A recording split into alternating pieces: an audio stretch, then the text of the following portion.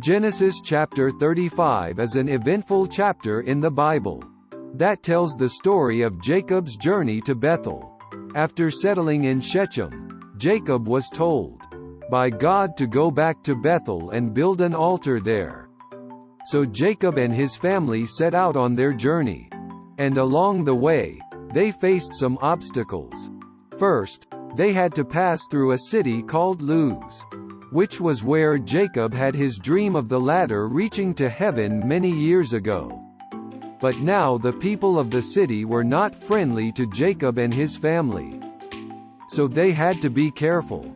Next, Rachel, Jacob's beloved wife, went into labor and gave birth to their son Benjamin.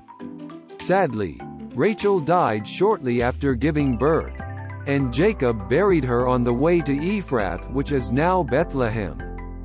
Finally, Jacob and his family arrived at Bethel, where he built the altar to God as he was commanded. God appeared to Jacob there, and reaffirmed his promise to make him into a great nation. Afterward, Jacob set up a pillar of stone to mark the spot and named it Bethel, meaning, house of God. Genesis chapter 35 is a story of faith, obedience, and perseverance. Even though Jacob and his family faced many challenges along the way, they trusted in God and followed his commands.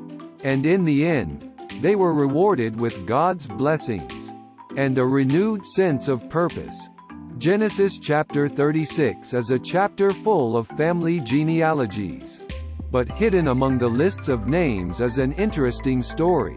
It tells us about Esau's descendants and the kings that emerged from his lineage.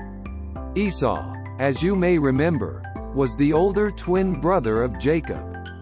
And he sold his birthright for a bowl of stew, while Jacob became the father of the 12 tribes of Israel. Esau's descendants formed the nation of Edom. One notable figure among Esau's descendants was a man named Amalek, who became the enemy of the Israelites. It was the Amalekites who attacked the Israelites when they were wandering in the desert after the exodus from Egypt, and later King Saul was commanded to destroy them. Another interesting character mentioned in Genesis chapter 36 is Jobab, who is said to have ruled over the land of Edom before any king of Israel reigned.